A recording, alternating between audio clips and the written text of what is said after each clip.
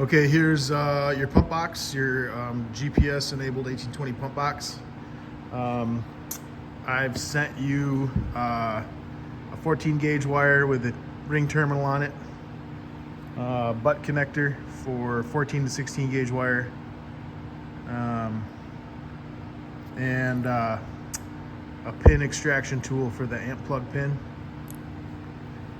So on the engine harness side of the wiring panel here, this is where the engine harness plugs into. You want to locate pin location number 9, which I'll try and show you here.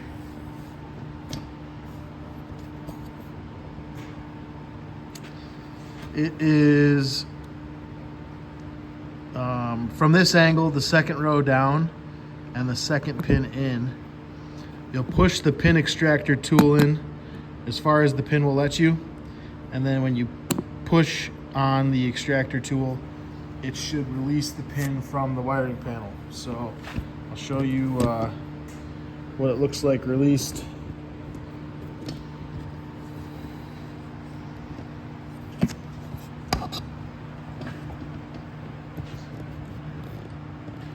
So inside the box on the wiring panel, it should have pushed out this pin. This pin's on a small 22 gauge wire, and this is the wire that we will be connecting to the 14 gauge with the ring terminal. So the first thing you'll do is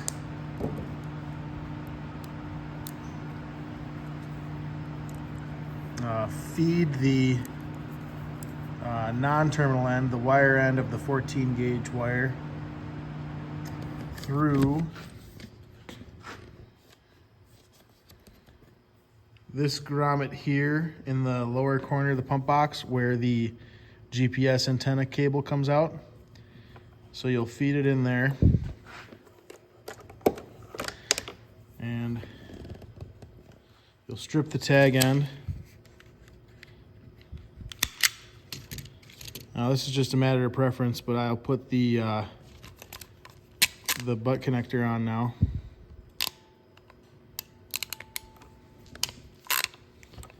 And then on this 22 gauge wire, you'll cut off that amp plug pin, and you're going to want to strip this back a little bit further than you'd think. Because it's a 22 gauge, it needs to be folded over to fit in the 14 to 16 gauge butt connector. So let's see if I can zoom in here. You fold it over one time and then just pinch it together, and that should give you enough wire now to connect it in this butt connector that I sent.